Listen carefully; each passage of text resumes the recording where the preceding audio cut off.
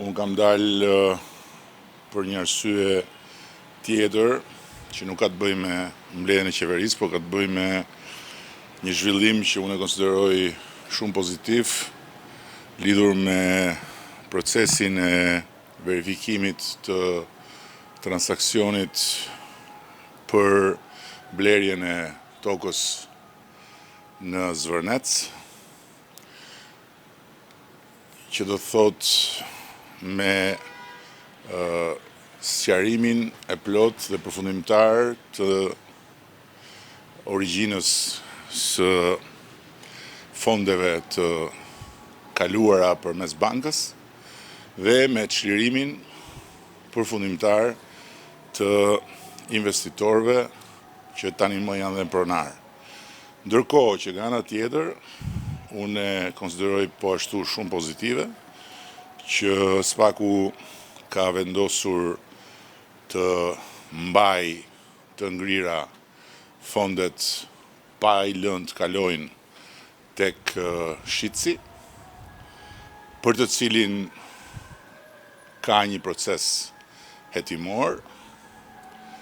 Kjo në këndvështrimin tim është shumë pozitive edhe për çdo që pretendon pronë në atë territor, sepse tani më çështja e origjinës pronës është një çështje që do të mbulohet nga një hetim tërësisht i pavarur dhe profesional përmes SPAK-ut, dhe në të dyja rastet rezultati do të jetë një rezultat i padiskutueshëm nga pikpamja ligjore, ndërsa nga pikpamja e pretendimeve do t'i jap fund çdo spekulimi, çdo manipulimi, çdo pretendimi që nuk është i bazuar në ligj.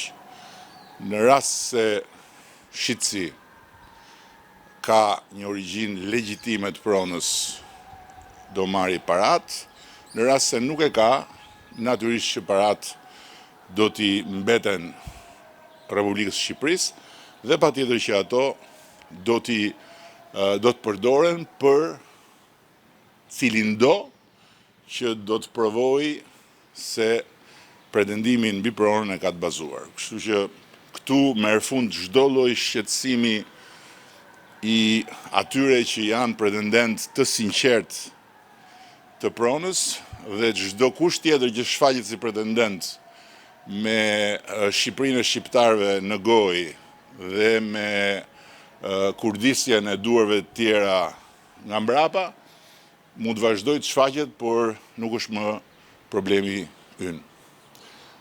Nëse ka pyetje, jam në dispozicion, por kam një kohë të kufizuar sepse kam një tjetër komunikim që nuk mund ta lë me dikë jashtë vendit. Eksela Sheu, Euronews Albania. Zoti Rama, një ditë më parë ju i bët thirrje protestuesve që të uleshit për dialog dhe të bisedonit. Por ata vijuan të protestonin në ditën e tretë përpara zyrës tuaj dhe deklaruan se pa dorëheqje nuk ka dialog. A keni ju një kundërpërgjigje për ta të cilët kanë lajmëruar sërish sot në orën 18 një tjetër protest? Dorëheqjen e kujt? Tuaj. Aha. Kam një përgjigje.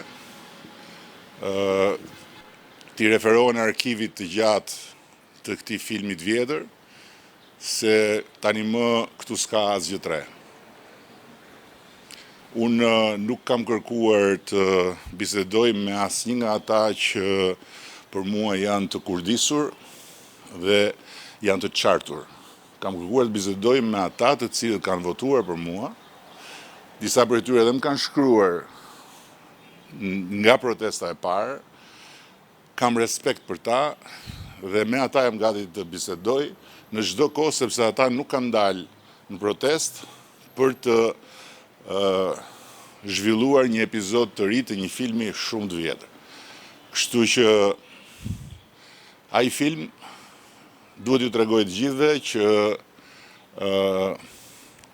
asgjë nuk më lëviz mua nga instikami në thonjza ku më ka vendosur shqiptarët. Dhe kush flet në emër të shqiptarëve duhet të mos e harroj që unë përfaqësoj dhe mishëroj vullnetin e të paktën mbi 800.000 shqiptarëve. Dhe kam një kontratë me ta. Kush flet pastaj në emër të ndjenjave të vërteta për çfarë mund ndodhi me mjedisin, për si mund të mbrohet apo si mund të rrezikohet mjedisi, është i mirë se ardhur të bisedoj me mua dhe me ne. Ata që vinë me librin e shtëpisë time poshtë dritares këtu tek selia e Partisë Socialiste dhe vinë vërdall në për rrugë, si ata çakejt e agimit të artë në Greqi që ulërinin në Greqi është e grekëve, ata janë subjekt vetëm për Zotin dhe Zoti i falë se ata nuk din çfarë bëjnë, s'janë fare subjekt për mua. Zoti Kryeministër Denada Shkodrani, Radio Televizioni Shqiptar, ne patëm mundësi të njeheshim me qëndrimin tuaj pas protestës në selinë e Partisë Socialiste. Ju përmendët edhe tani agimin e artë. Sa të angazhuara kanë qenë institucionet ligjzbetuese shqiptare për të provuar nëse ka patur ndërhyrje nga shtetet huaja apo vende jo dashamirëse me Shqipërinë? Kush nuk ka kuptuar akoma këtë, nuk ka për ta kuptuar as me fjalën e agjencive ligjzbatuese, por ju e dini të paktën dihet botërisht sepse për këtë jemi të respektuar edhe brenda NATO-s, kemi një nga mbrojtjet më të forta kundër terrorit kibernetik, dhe që do thot kemi një pasqyrë shumë të plot se nga vinë e ku shkojnë, por natyrisht ky nuk është një territor i terrorit kibernetik, ky është një territor i luftës hibride që zhvillohet, për cilën kemi dëgjuar nga vende të tjera dhe e cila ka ardhur edhe këtu në vendin tonë. Janë të panumërta burimet e botës demokratike që kanë nxjerrë raporte dhe studime se si forcat kundër Bashkimit Evropian, forcat kundër zhvillimit të vendeve që i duan nën sqetull apo që nuk i duan të forta, organizojnë dhe nxisin dhe orkestrojnë situata të saj natyre duke përdorur në radhë të parë çështjet e ambientit.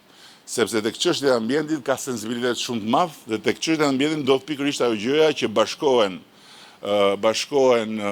vëllezërit e agimit të artë që orkestrohen nga ustallar si ata të agimit të artë në emër të Shqipërisë së shqiptarëve, me shqiptar, vajza, djemt, reja të rinj, me qasje atë dhe dashurie ndaj natyrës, të cilët ndjehen të lënduar. Dhe pikërisht këtë din këto forcat që bëjnë gjëra të tilla. Kjo është një luftë hibride, po nuk ka fare dyshim që kjo luftë do mbarojë dhe që gjithkush do të marrë atë që i takon. Dhe mbi të gjitha që Shqipëria dhe shqiptarët do të marrin të ardhurat që u takojnë për të rritur ekonominë, për të rritur Shqipërinë në të gjitha aspektet, por natyrisht edhe në aspektin kryesor që është ekonomia, sepse ignoranca nuk është asnjëherë argument. Dhe unë duke qenë se i druhem shumë ignorancës time për shkak se më duhet flas për shumë fusha, për shkak detyrës, të cilat nuk kam se si t'i njoh vetvetiu dhe as nuk mund të shkoj mbas Berihajt, lexoj shumë, mësoj shumë, sepse mbaj përgjegjësi për ato që them. Dhe nga ana tjetër, duhet të përballemi me njerëz që thonë, po për çfarë na duhen ne rezortet luksoze, se ato nuk janë për ne. Në fakt, e kundërshta vërtet. Rezortet luksoze janë ato që sjellin të ardhurat më të larta në ekonomi nga turizmi. Dhe këto janë shifra, dhe për këto nuk ka nevojë të dëgjoni mua. Madje tani që të rinë kanë edhe ChatGPT-n apo të tjera platforma të inteligjencës artificiale mund t'i pyesin dhe t'i thonë, unë jam një shqiptar që nuk kam të ardhura nga familja ime dhe familja ime nuk i ka të ardhurat për shkuar në një resort luksos, pse duhet unë t'a pranoj ndërtimin e resortit luksos? Dhe do marri përgjigjen që resorti luksos prodhon të ardhura edhe për të, sepse është diçka e studiuar dhe e bazuar në fakte, e nënvizuar nga organizatat më serioze ndërkombëtare, që €1 që hyn në një resort luksos shoqërohet me 1,6 deri në €2 që hyn në ekonominë lokale të atij vendi. Se resorti luksos nuk ndërtohet në hënë, ndërtohet në një realitet rreth cilit ka njerëz. Dhe është një realitet ku vinë njerëz, të cilët konsumojnë produktet rreth rrotull, të cilët shfrytëzojnë shërbimet rreth rrotull. Dhe të cilët kontribojnë në ekonominë e vendit, sepse rritja e të gjithë zinxhirit ekonomik sjell dhe rritjen e të ardhurave për shtetin. Dhe nga ato të ardhura, shteti paguan pagat e pensionet dhe nuk ka nevojë për të qenë shkencëtar, as për të studiuar inxhinieri mjedisore apo për të studiuar makroekonomi, mjafton të shikojnë Malin e Zi.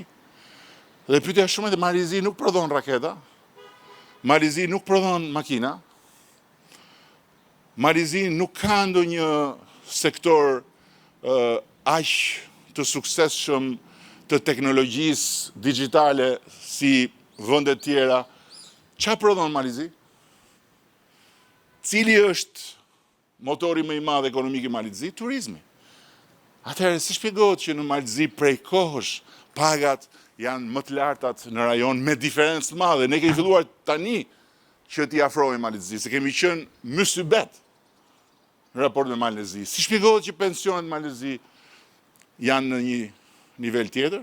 Përgjigja shumë e thjeshtë. Rezortet luksoze. Kaq e thjeshtë është. Kështu që nuk kam asnjë dilemë unë për këtë dhe nuk kam asnjë arsye që të mendoj se me vetdijen time Shqipërisë i duhet hequr qafe ky projekt.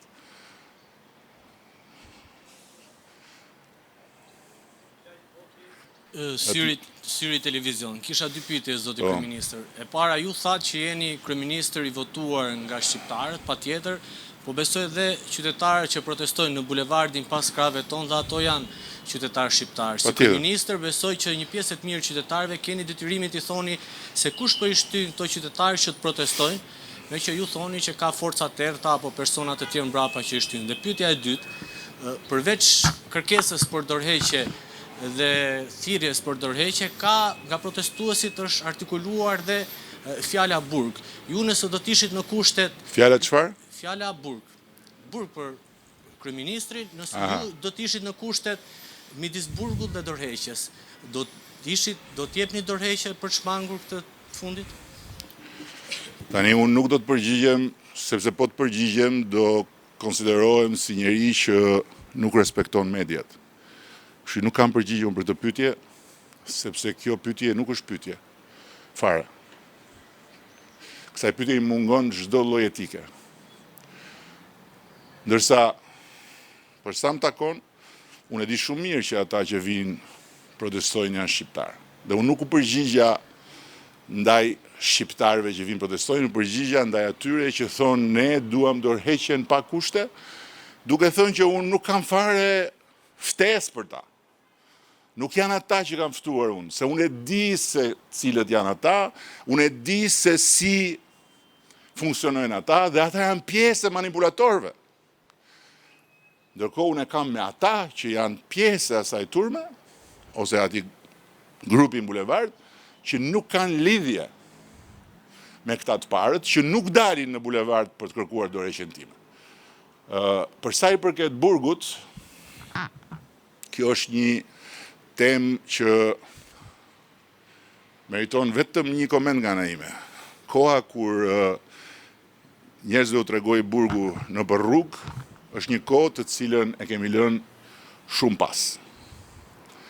Dhe unë jam njeriu që me krenari ka udhëhequr betejën më të madhe historike të shqiptarëve dhe të Shqipërisë për shqiptarët dhe për të gjithë të tjerët njësoj, duke i hapur rrugë reformës në drejtësi, duke i dhënë jetë një strukture e cila është tërësisht e pavarur nga unë dhe e cila bën punën në shërbim të drejtësisë. Kështu që janë gjëra tërësisht të ndara. Dhe kjo është prap pjesë e spekulimeve dhe e manipulimeve, por unë kam parë shumë nga këto, edhe këto së më bëjnë përshtypje fare. Janë film shumë i vjetër që ka gjithmonë një në fund. Dhe ajo që më vjen keq me ata që vazhdojnë i shkojnë nga mbrapa, atyre honxhobonxhove të tjerë që janë nëndritarësit profesionist të Shqipërisë, është që janë njësoj si ata që shkojnë të njëjti film dhe mezi presin që fundit jetë ndryshe dhe që personazhi i tyre të triumfoj. Nuk ndodh kjo. Është një film me fund që e kam parë gjithë. Pyetje tjetër ka? Sa minuta? E mirë, ju përgjigja më të rëndësishmëve, kështu që faleminderit dhe shumë falë.